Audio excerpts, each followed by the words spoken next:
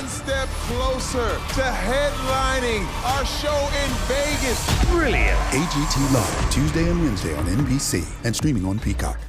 A few weeks ago, we had an opportunity to head out to Disc Centers of America and talk with Doug Stidham about what makes his office so beneficial for anyone watching suffering with back problems. We had such a great conversation. We're back out again this morning, so thanks again for the welcome in. It's good to have you back. Something I did not mention last time, but I want to mention today is that you can really, really empathize with your patients because you've been a patient yourself. I have been a disc patient. Between weightlifting, football, cheerleading, all that stuff, it ran a toll on my spine. Right. So here you are, you're a chiropractor. Yep. And you still see patients coming in for just standard adjustments. You see that all the time. A lot, yeah. But you began to be concerned because you realized that there was a point at which your chiropractic treatments couldn't give the relief that your patient so desperately wanted. Is that right? You just said a mouthful, absolutely. And it's not just my profession, it's physical therapy, chiropractic, both wonderful professions. If you have a disc bulge or a disc herniation, there's no physical therapy move that you can do to unherniate that disc. You can make the muscles around it feel better, but I have no problem saying that because as a chiropractor, there's no adjustment you can do to fix a disc bulge or disc herniation. Right. And so as a young chiropractor, I got frustrated with that, but I was like, you know what? I'm not going to tee these people up for surgery if they don't need it. I'm just going to get some technology that can address it. Okay, so that's a difficult line for you to have to walk, I would think, because nobody wants to live in pain. Right. And so sometimes surgery does have to be the answer, but you believe very strongly in these decompression tables that you have, and it doesn't take long for a patient to find out if it's going to work, and in fact, it's a 91% success 91. rate? You follow the protocols the way they're supposed to be done, and we have a 91% success rate. That's unbelievable. So you mentioned a few things that you can treat. A bulging disc, a herniated disc, and then the advanced degeneration. Okay. So can you have a bulging disc or a herniated disc anywhere in your spine, or does one area tend to be more prevalent than another? Any disc can bulge or herniate depending. Usually if it's in the thoracic spine, that's usually from more of a specific trauma, whether it was from a car accident or a sports injury or something like that. But we tend to see lumbar is our 90% of ours, and then 10% are cervical, neck.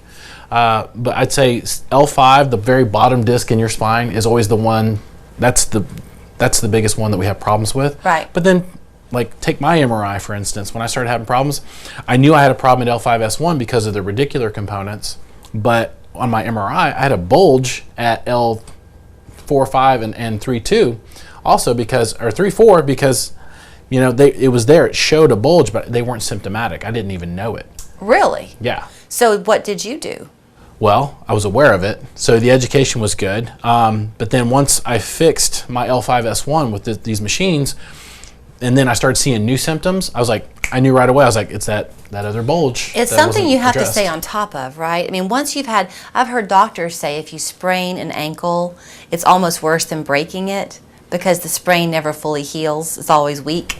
True. So if you've had a bulging disc or a herniated disc, you can't undo that. You just have to find a way to maintain where it is and relieve symptoms. Is that right? No, actually, if you have a bulge and you know there's a bulge, you could technically go in there, use the technology to unbulge it. Oh. So it breaks through those cartilage walls. When we do the decompression, it pulls the bones apart, and kind of like in a syringe. Have you ever seen a syringe where you pull back the needle and it creates a vacuum and it pulls the fluid up into the chamber? That's all we're doing because the disc is actually adhered. It's adhered to the top and the bottom of the bones that surround it. So when you pull those two bones apart, you create this vacuum, and it pulls that fluid back to the center. Okay. Now when you pull that fluid back to the center, the cartilage can reattach and heal. So does it vary person to person how long that holds before you have to come in and do it again? Well, the thing I like about it is there's no downtime. So people are like, can I still work? Can I work out? Can I walk? And I'm like, you can do whatever you can do. Just if it hurts, don't maybe wait until you feel better. Right. But there's not really, a difference. I would say if it's a bulge, it's easier to fix. A herniation takes a little bit longer because there's just more fluid that has gotten out and put more pressure on there. You had told me last time that smoking is a really big no-no because it's going to hurt. It dehydrates your body. Yeah. Unfortunately, I tell my smokers if they've got a disc herniation, I'm like, if you want to truly fix this and you want this to last, you're probably going to have to give up smoking. But I think a lot of people that smoke today know there's risks involved. Sure, and sure. I think they just like their smoking. Nobody wants to wag a finger. It's just that if you Yeah. hurt, at least that's going to be a potential problem. Coffee drinking also can dehydrate your body. They can. So if you come in, and we'll go back with the bulging disc because you say that's a little bit easier to fix, if you will. Doesn't take as Yeah. long. Yeah. So you get the bulging disc corrected, and after a certain number of treatments, is there an average? I know you like to see people 3 or 4 times a week, but for how long? So a simple bulge, that's causing some minor problems. That'd be like 3 times a week for 7 or 8 weeks. Okay, so 2 months comes and goes. Quick season. By Christmas, Thanksgiving, you're feeling great, Absolutely. right? Different person. You're a different person. Ho, ho, ho, you'll say. Can you then go for quite a while before you need to come back in and do it again? There's some people that never. I'm not saying you want to go out there and pick up the back of a car or catch an anvil or anything, but you could re-injure it. But the likelihood of you, as long as you make some modifications, like I say, if you've been a disc patient, a bulge or herniation, you probably never want to do deadlifts ever again. Right. It's just not a good idea. Right. And you probably need to modify how you do squats, maybe with dumbbells instead of loading up your spine and shoulders and whatnot. So if you modify well and take care of your body and move your body, Yeah, then you're done. you're good. Okay. Yeah. If you are somebody watching and you have got not so much the back pain, but maybe you're noticing it coming down your arm or down your leg where it's pushing on that nerve. Yeah. And that's your primary complaint. That's painful all day. Yeah. Yeah. Once they get on the decompression table, do people often leave feeling better day one? They can.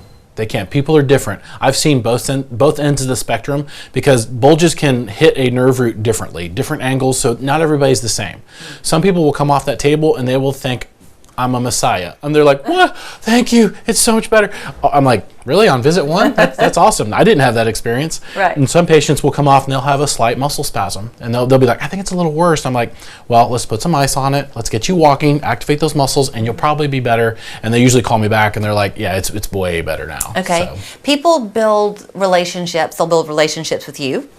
They build relationships with their doctor. So if somebody's in the hands right now of an orthopedist, and didn't you tell me, by the way, that neurosurgeons are real keen on this? Oh yeah, the developer, this right here is the Bible of decompression. This guy right here is the godfather of spinal decompression. He's a neurosurgeon. He taught at Harvard. Really? Yeah, so why would a guy that's a neurosurgeon be looking at other alternatives? Because he wanted to get people well. And sometimes surgery and fusing the spine, even if it's done and executed perfectly, isn't always going to be the best option. And it can cause pain down the road. And so he's been the main pioneer through this over the decades. Okay, so somebody has a relationship with their surgeon or their doctor, and surgery's being discussed, right? Yeah. And then they see you and they think, okay, I kind of want to give this guy a try, but will he be in touch with my doctor? Do you?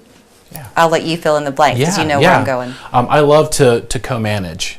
So a lot of, there's not a neurosurgeon or an orthopedist out there that doesn't just want the best for their patients. And if they could, and a lot of them will say, you know what, they're conservative, and I love those doctors. And a lot of them will say, hey, if there's technology out there like this, utilize it. If we can keep you from having surgery, great.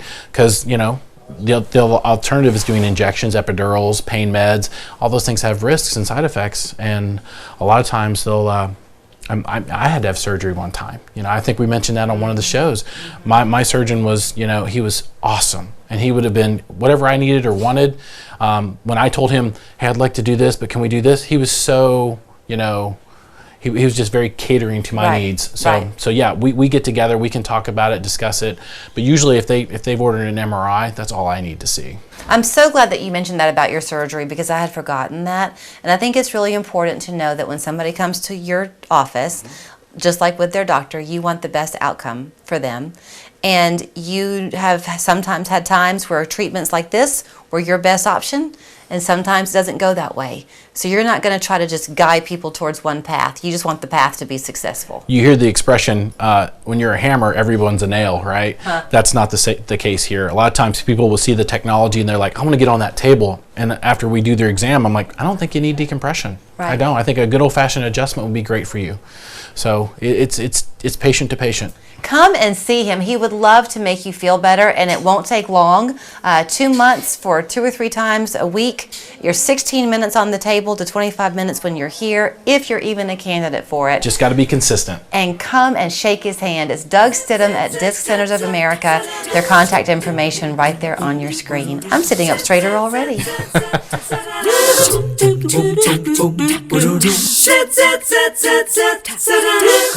Your time is important. Local 3 News Today has everything you need to start your busy day. What's happening now?